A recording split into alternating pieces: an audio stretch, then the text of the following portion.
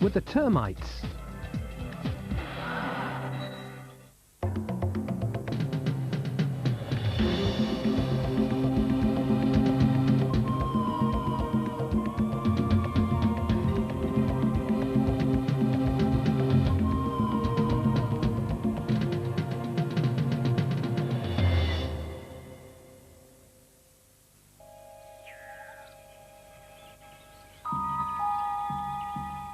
The most typical of all silhouettes in Africa is neither the giraffe nor the classic flat-topped thorn tree.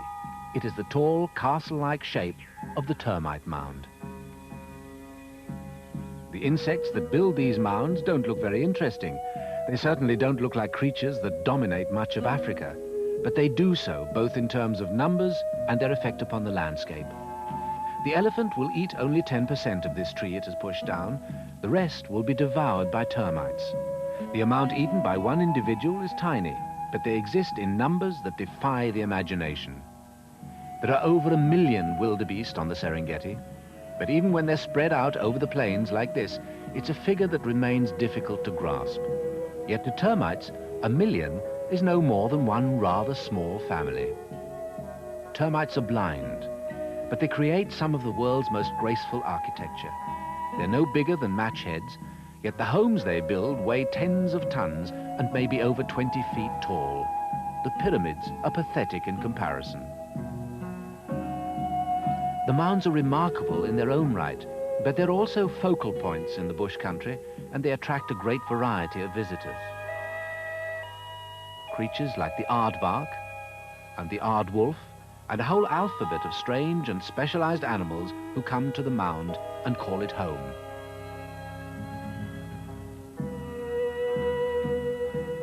This is the story of those mounds, of the extraordinary insect society that builds them, and the unlikely collection of creatures that use them as a source of food and shelter. This is the story of those extraordinary castles of clay.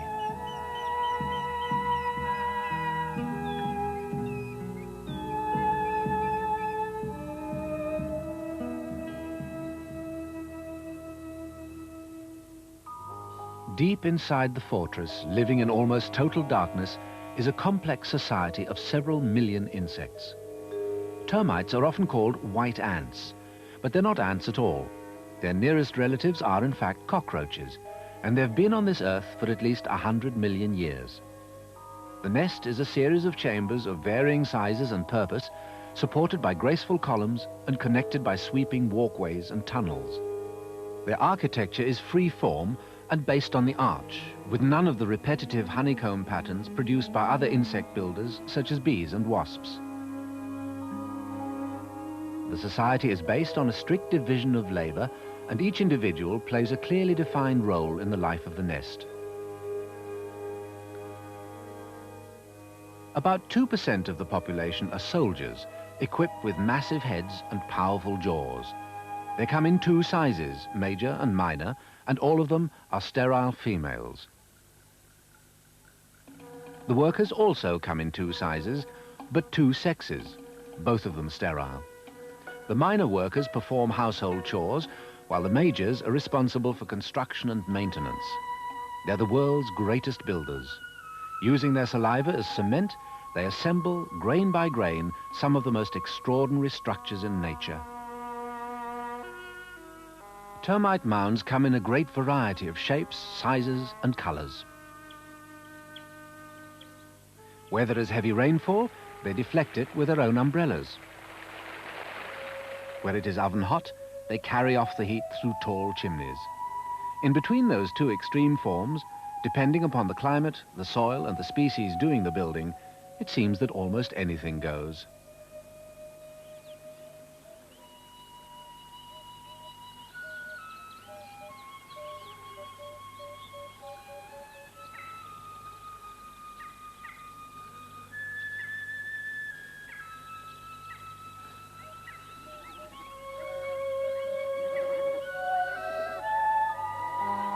Scaled up to human dimensions, a 20-foot mound would be 2.5 miles high, 10 times the height of our tallest skyscraper.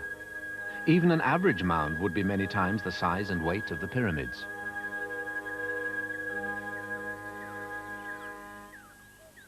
The classic mounds are the 10-foot-high castles found on the savannah.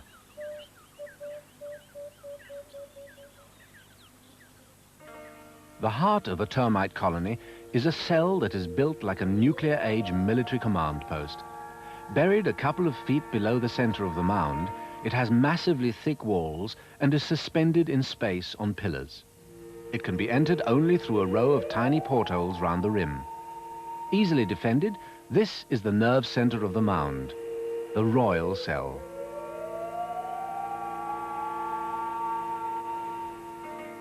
Permanently sealed inside are the king and queen.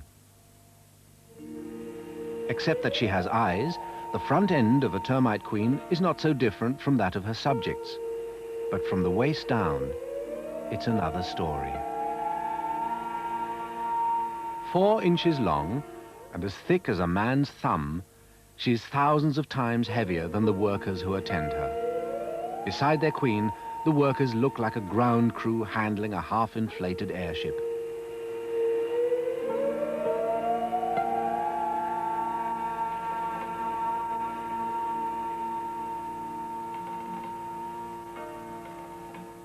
The king is much larger than the workers, but is still tiny alongside the queen. It takes him 15 seconds to walk from one end of his wife to the other.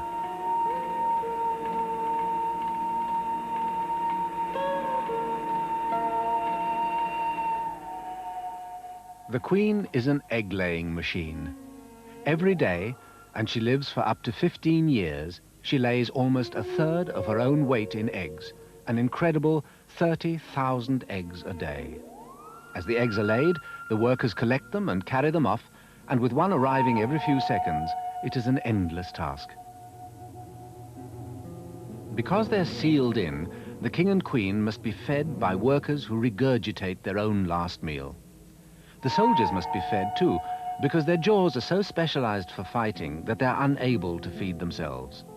The workers also exchange food when they meet, but there's more to it than that. The saliva of each termite contains a mixture of chemicals whose exact combination is determined by the condition of the mound and the needs of the society. The information is passed from mouth to mouth through the colony, and when the queen is fed, she receives a chemical cocktail that gives her a detailed report on the state of her nation.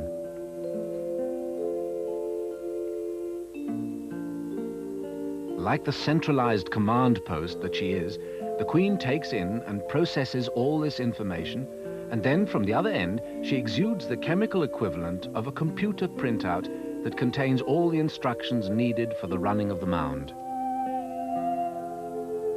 For instance, suppose ants attack the colony and a lot of soldiers are killed.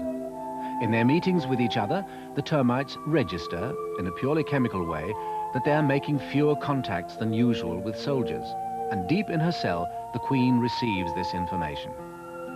Nobody knows whether she alters the eggs before she lays them, or whether her chemicals affect the eggs later, through the saliva of the workers who carry them. What is certain is that the next batch of eggs to hatch are mostly soldiers, so that the population is restored to its proper balance. All this mutual feeding is exploited by minute creatures called springtails that spend their lives riding on the backs of the termites. At each exchange of food, the springtail sidles forward and helps itself to a tiny share. Springtails are quite democratic. From queen to commoner is just a tiny hop. So although she's imprisoned for life, the queen's influence reaches every one of her millions of subjects. The king has an important role too. If he's removed, the queen soon starts to lay infertile eggs. They must mate fairly frequently, but how they manage is one of the many secrets still guarded deep inside the royal cell. Above the queen's cell is a labyrinth of interconnected chambers that forms the main part of the nest. This is the nursery area where the workers make neat stacks of new-laid eggs. The eggs take about 3 weeks to hatch, and the nursery is always packed with tiny young.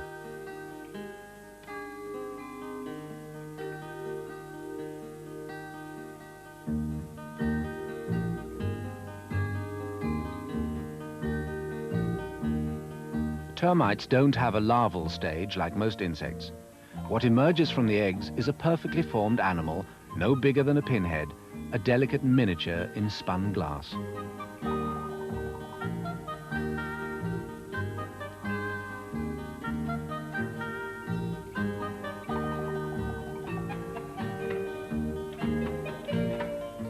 The workers have a full-time job keeping the young clean and well-fed, and a hungry baby termite begs for food as appealingly as any puppy.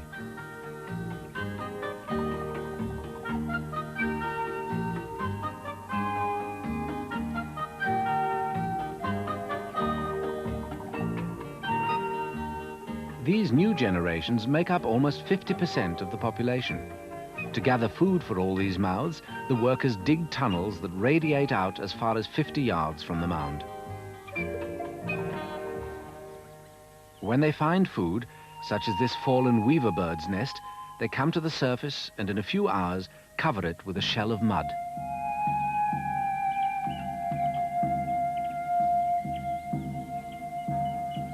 When it has been sealed over and hidden from predators, the workers can feed in safety.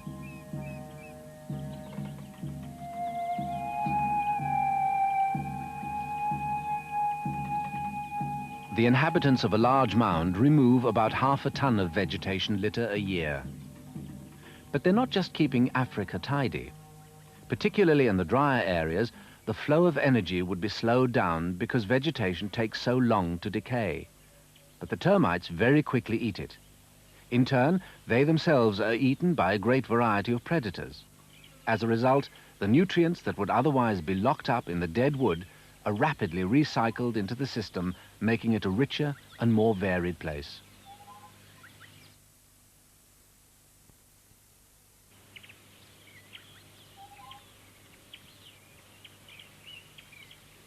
Grass and wood contain a high proportion of cellulose, rich in energy, but indigestible even to a termite. So the workers chew it all up, and back inside the mound they use it to build convoluted hanging gardens that have the texture and smell of damp cork.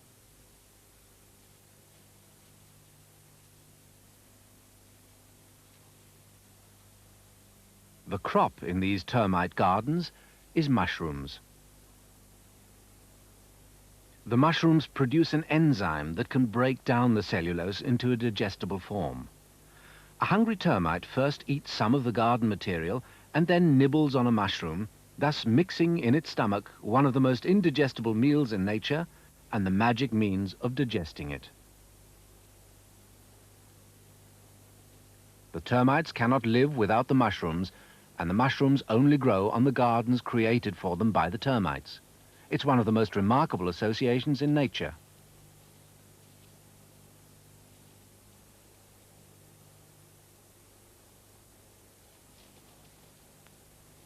The fungus gardens grow in a mass of bun-shaped cells situated above and around the nurseries. Housing and food are now taken care of, but there's another basic problem to be solved. Several million active little bodies, plus the growing process in the fungus gardens, give rise to a lot of heat, to which termites are very sensitive. So they build an air conditioning system which takes the form of a series of chimneys running through the mound. Warm air rises through these chimneys and is replaced by cool air entering at the base of the mound. If it's a hot wind blowing, the workers go down as much as 150 feet to the water table. At the bottom of these wells, the workers fill their tiny bellies, climb back up to the nest and spread the water on the walls so that now the nest is cooled by evaporation. Their control over the system is very precise. By opening or closing the small chimneys, and by varying the dampness of the walls, they keep the temperature constant to within half a degree of a comfortable 30 degrees Celsius. But there are complications. The air conditioning system provides a perfect ready-made home for an army of uninvited guests.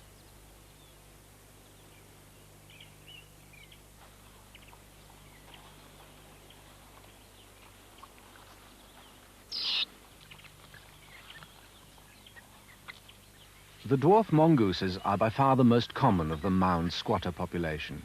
They live in packs of up to 20 animals and are opportunists, feeding on almost anything they can find. One of the youngsters discovers a quail's nest, but he can't open his mouth quite wide enough to break them, and while he's trying, his larger relatives keep making off with them.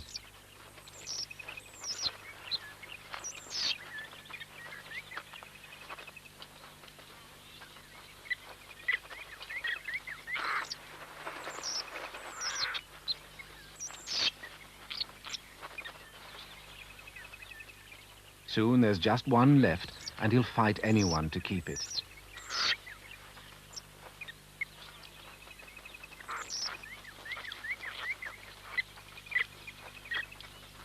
Inevitably, he loses it, but he keeps up the chase, and a broken egg, like half a loaf, is better than nothing at all.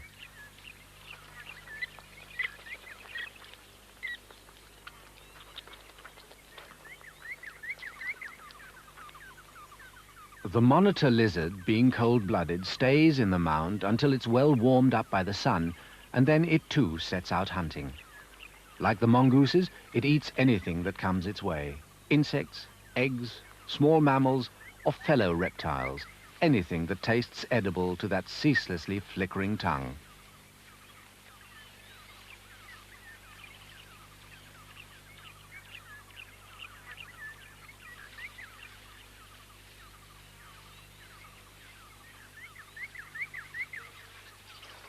The middle of the day is rest time for the mongooses. For the adults, anyway.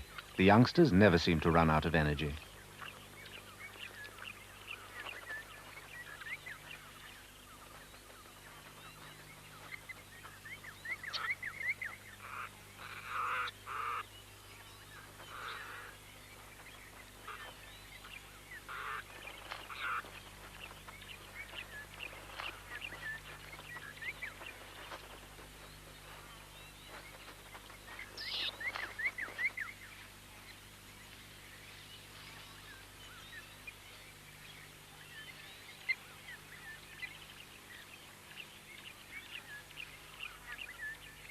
Baby mongooses are just what the spitting cobra would like to find when it comes to the mound to search for food. But the mongooses have spotted him, and now the monitor, too, is returning to the mound.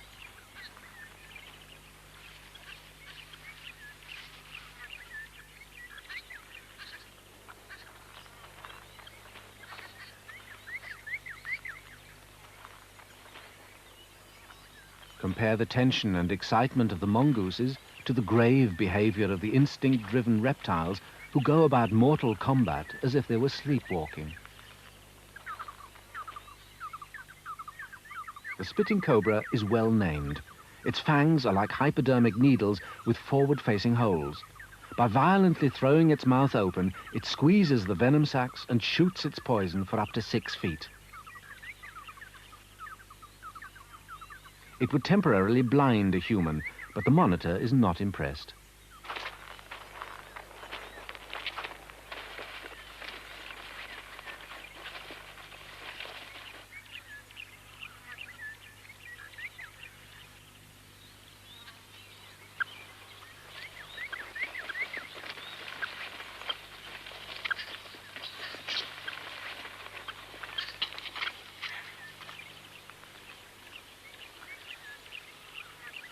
The lizard slides a membrane over its eyes to protect them when it's spat at, but it can't protect itself from being bitten, and although it's completely immune to the cobra's deadly venom, it doesn't particularly like it.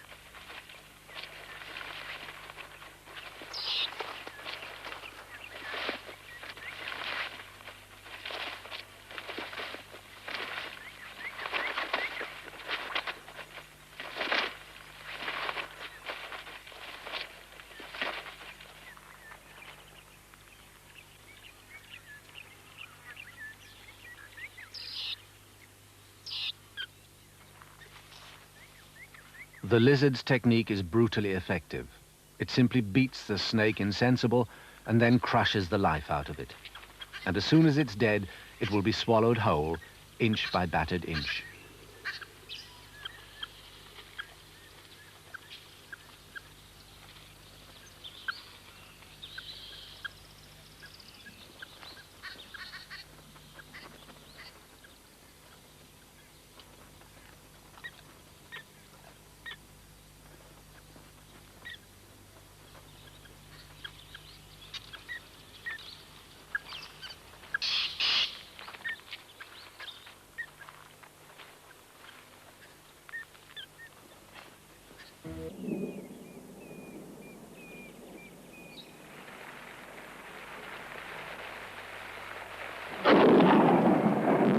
hollow shell of mud that was once a weaver bird's nest crumbles and is washed back into the earth.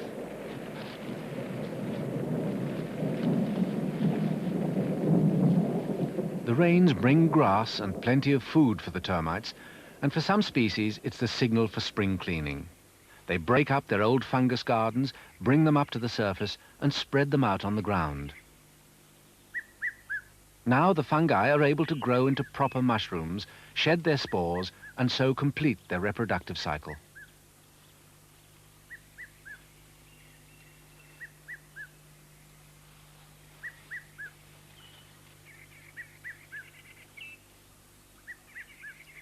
The termites, meanwhile, build new gardens and plant them with spores collected from the ripening mushrooms. This is a seed crop deliberately planted by a colony of insects. But deep inside the mounds, the rains have triggered an even stranger event. In the nurseries, a completely new caste of termite has been created with large dark eyes and stubby little wing buds. They will shed their skins once more, freeing their inch-long gossamer wings, and then they'll be ready to take to the air. Outside, around the base of the mound, the workers have made a series of crescent-shaped slits, and with a massive escort of soldiers, they emerge to prepare the ground for the big event. Any strange insects they find are killed and dragged away, and the whole area around the base is cleared of grass and twigs.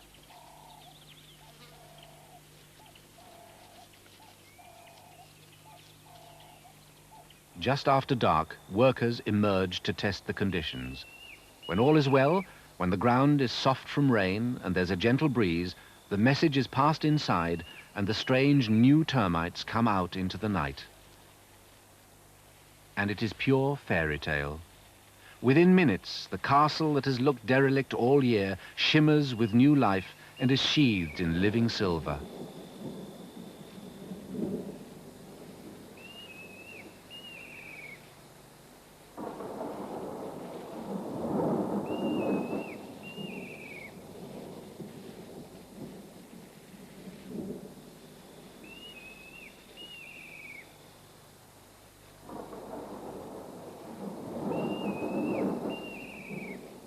These new creatures are princes and princesses who, like Cinderella, have one magical night before returning to darkness and drudgery. They're called alates, the winged ones. And unlike workers or soldiers, they are fertile. This flight, synchronized with flights from other mounds in the area, is to disperse them and enable them to find a mate and start new colonies. Back at the mound, the workers tidy up, go inside, and seal up the holes. The magic is over in only about 15 minutes, and it happens only one night in every year.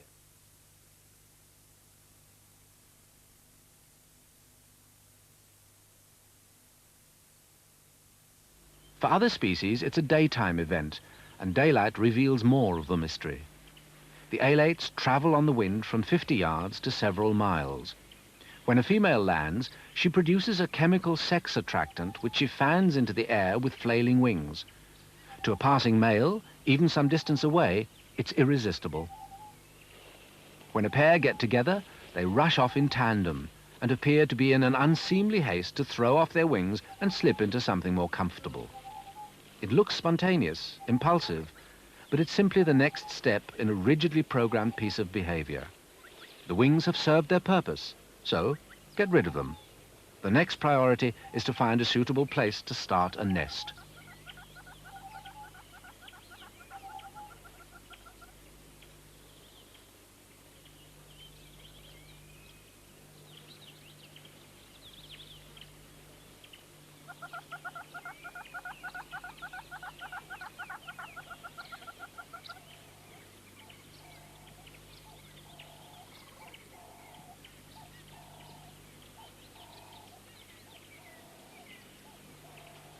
When they find a site, the pair digs down about a foot and hollows out a cell where the new queen will lay her eggs. Like the wings, the eyes have now served their purpose and will be used no more. The pair will spend the rest of their lives in total darkness. 6 months later, a new society is in the making, with a couple of soldiers, a few dozen workers, and even the beginnings of a fungus garden. But for every pair that settles down and starts growing mushrooms, there are tens of thousands whose nuptial flight has a very different ending.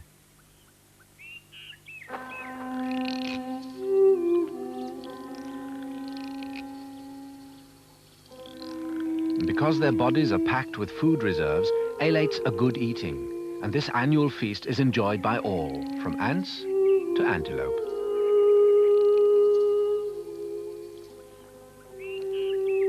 Many are eaten as they hatch and never get to fly. Others fly but never get to land. They end up stuck to sticky grass heads or impaled on thorn trees, blown there by the wind. And everywhere there are eyes watching.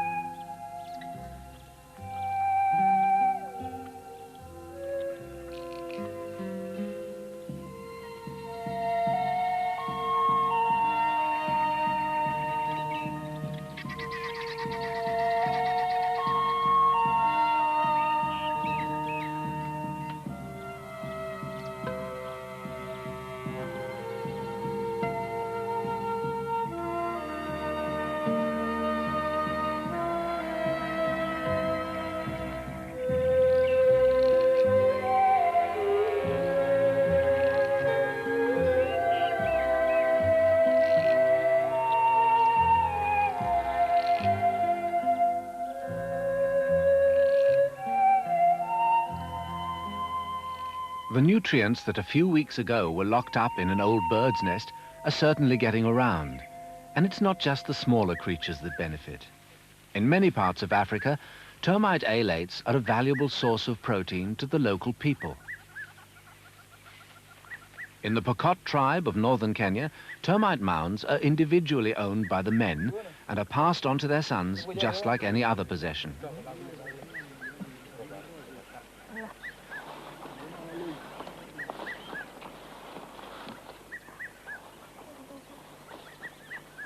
Their traps are simple, but totally effective.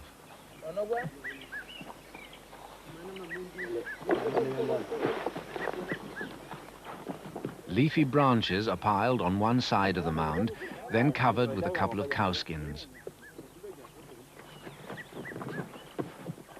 Next, all the flight holes around the base of the mound are blocked so that the alates are forced to emerge underneath the skins. The edges of the trap are sealed with earth, leaving only one exit at the front, where a smooth-sided circular pit is dug.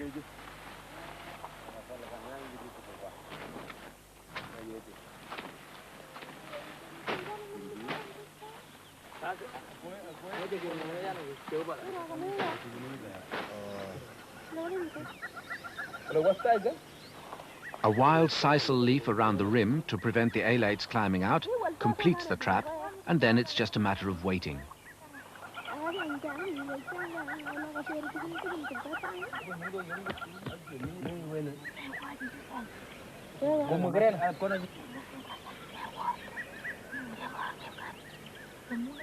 The alates emerge under the cowskin, head towards the light, and fall into the pit. A big mound will yield 4 or 5 gallons of termites.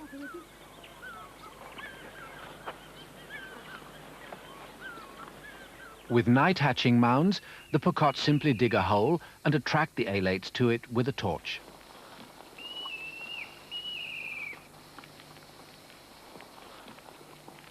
Some are eaten fresh, but the bulk of the catch is taken home. Lightly roasted in their own fat, they last for months. They contain about 40% fat and 40% protein and taste like a mixture of bone marrow and peanut butter. When they are ready, they're tossed to winnow out the wings.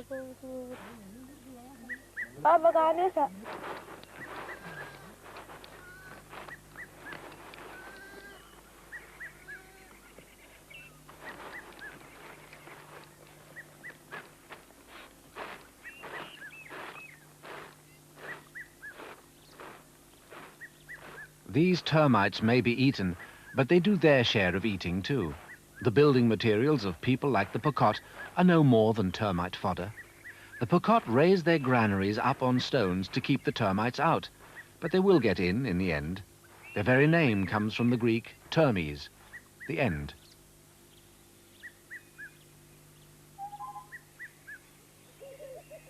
In the past, there have been great kingdoms in Africa with monarchs who ruled from vast palaces.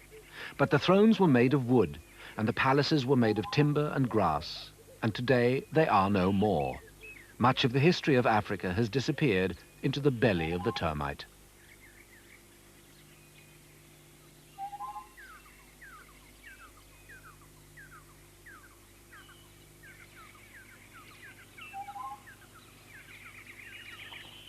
Another creature that feeds on alates, even more colorful than the Pokot women, is the red and yellow barbet.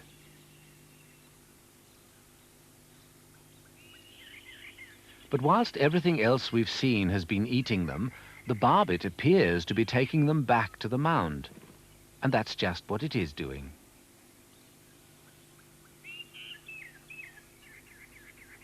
The barbet nests by tunneling a hole into the side of a mound, and there it rears its young.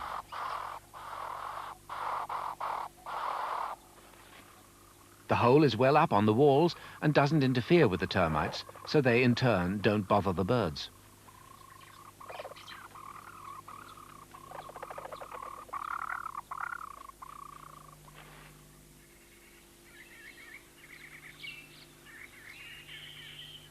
If the mound they're living in has just produced its alates, there's a plentiful supply of food right on the doorstep.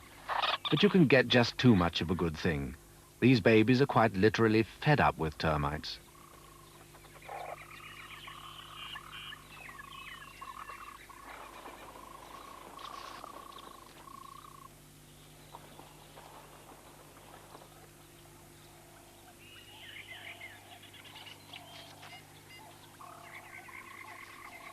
The barbet is one creature that digs holes into the mound without causing any harm. But there is another animal whose tunneling is on a much more epic scale.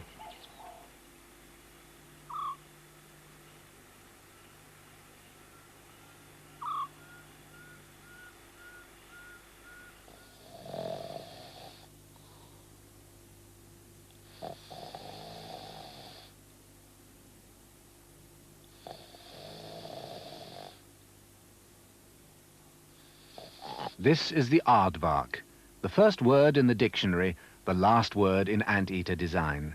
Its huge ears can pick up the sound of termites working below ground.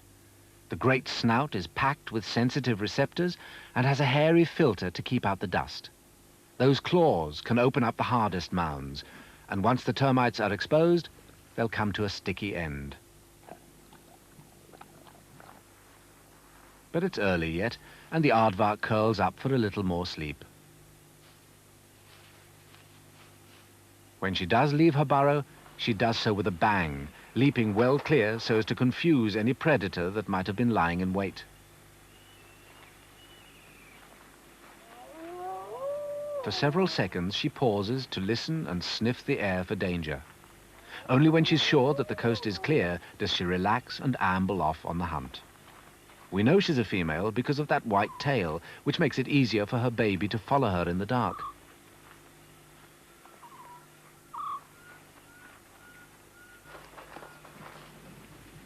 She will dig up any termites she finds in their tunnels just below the surface, but she'll also pay a nightly visit to the mounds in her territory.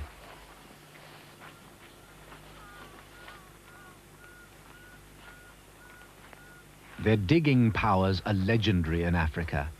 A burrowing aardvark can easily stay ahead of 2 or 3 men with picks and shovels, and it can rip open the concrete-like mounds with ease.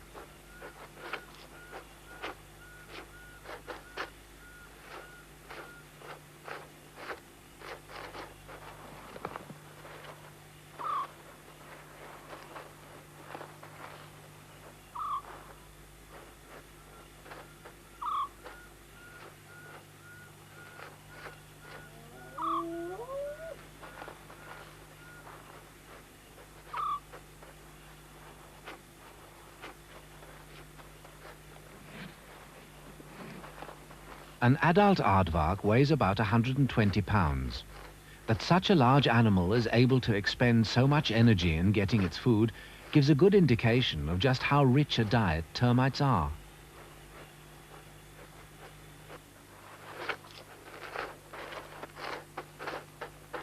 She doesn't lick the termites up from the broken surface.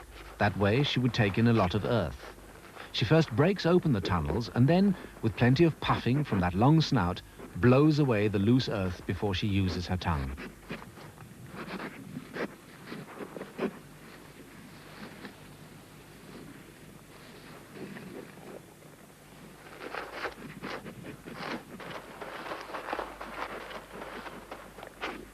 After feeding for a while, she'll move on to a fresh mound. An aardvark seldom does any serious damage, but as it digs deep inside, the chimneys send up puffs of dust like little smoke signals of distress.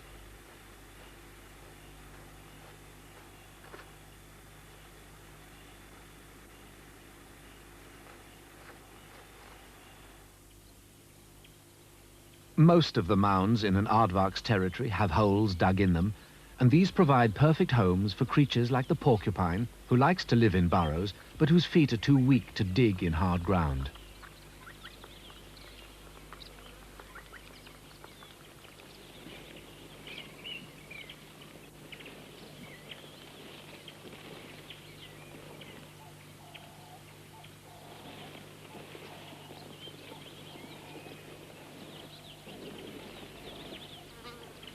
The female, for some reason, hesitates in the entrance.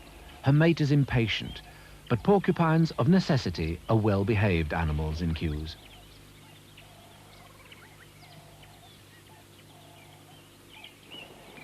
Finally, he tires of waiting, lifts her quills with his nose, gives her a little nudge and gets her moving.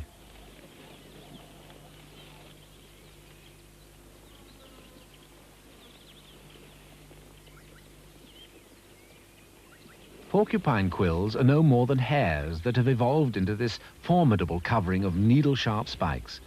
But another animal that lives in old aardvark holes has an even stranger armor. Except for its belly and the sides of its face, the scaly anteater, or pangolin, is covered with layers of hard, horny tiles. In some areas, it's called the bushfish. It carries most of its weight on its hind legs, with its heavy tail acting as a balance, and in its search for ants and termites, it bumbles absent-mindedly around the bush, looking for all the world like a clockwork artichoke.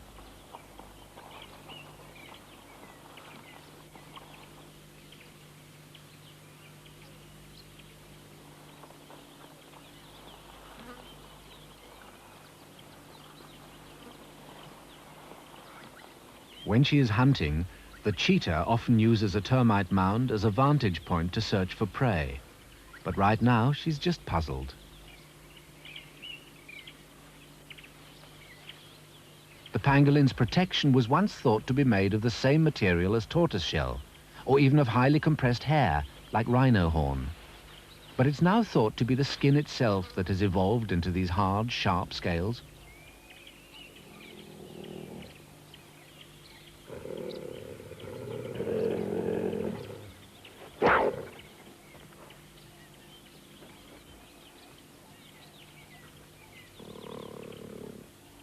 Wearily, the pangolin tucks in its head. It's been through all this before and knows that if it curls up and lies still for long enough, the cheetah will eventually get bored and go away. Yet another odd creature that moves into old aardvark holes is the aardwolf. And now we've come full circle, for like the aardvark, it too is specialized for feeding on termites. But this jackal-sized animal doesn't dig them up. Its hind legs are too frail for that. Instead, it finds them on the surface and licks them up with a broad and sticky tongue.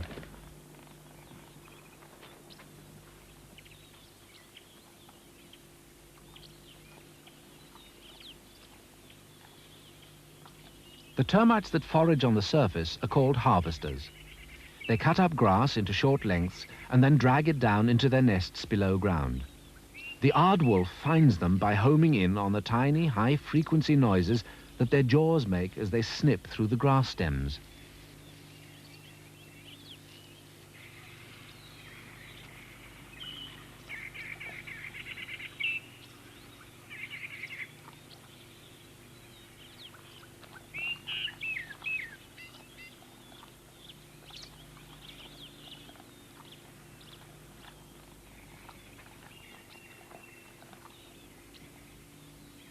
But this is an advanced species of harvester, and because it can store food in the nest, it only needs to come to the surface occasionally and is therefore not a reliable source of food.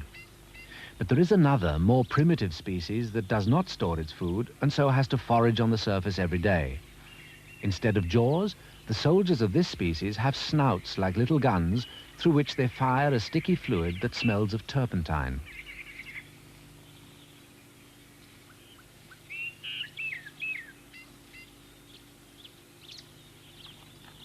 The aardwolf has a completely bare muzzle that's easy to lick clean when he's been shot at. But after he's fed for a minute or two on a patch of these termites, the percentage of soldiers goes up, the turpentine flavor gets too much, and so he moves on.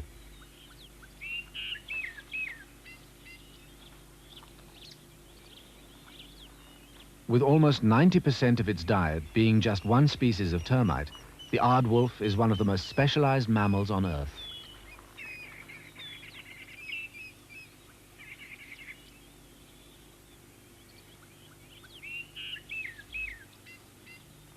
When the aardvark digs into a mound, it normally does only minor damage around the edge of the nest. But sometimes, if one is really hungry, it will tear the heart out of a nest and leave it shattered and exposed.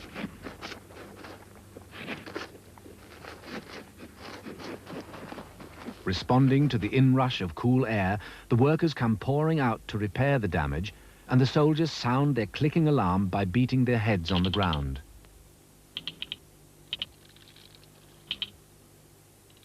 In emergencies like this, individual termites show extraordinary altruism. They will risk their lives to defend and rebuild the nest. The royal cell has been broken open, and the queen is helpless and exposed. Left in the open, she will soon die.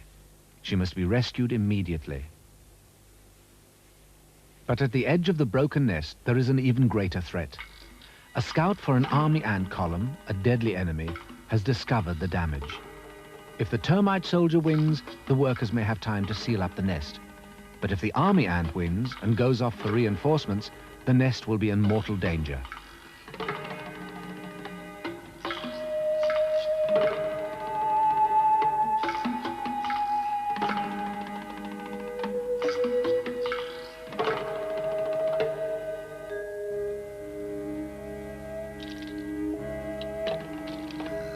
The rescue of the queen is well underway. It's difficult to believe that these creatures are blind. Guided only by chemical stimuli, they cooperate to push, pull, and lift the queen, and slowly, unbelievably, that vast body is moved towards safety.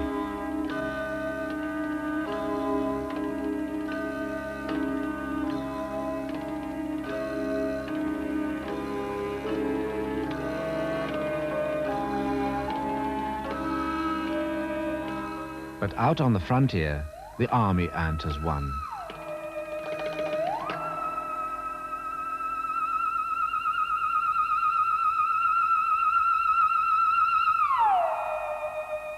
Even as some workers heave the queen inside the nest, others are building a wall behind her.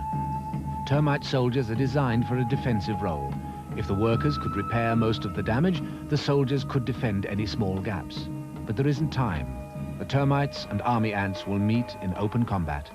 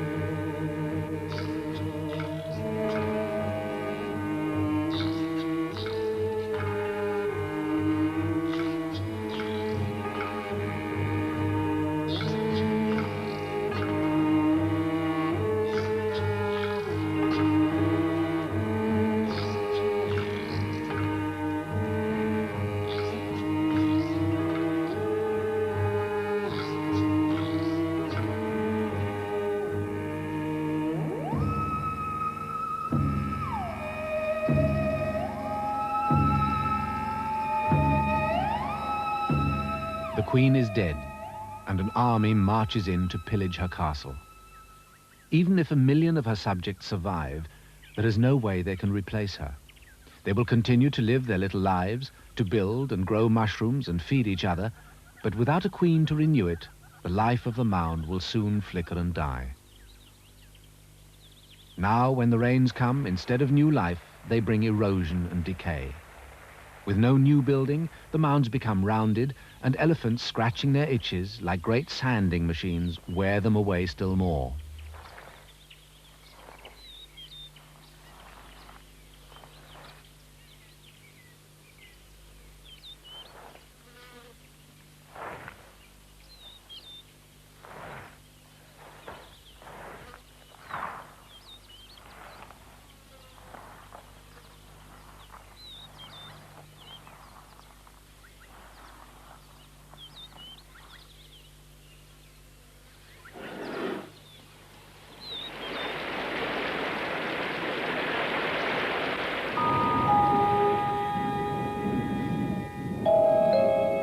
It will take years of wind and weather, but eventually there will be just a bare patch on the plain to mark the mound's passing. But then one day, early in some rainy season, a pair of alates will land and shed their wings and start to dig. The whole cycle of the castles of clay is starting all over again.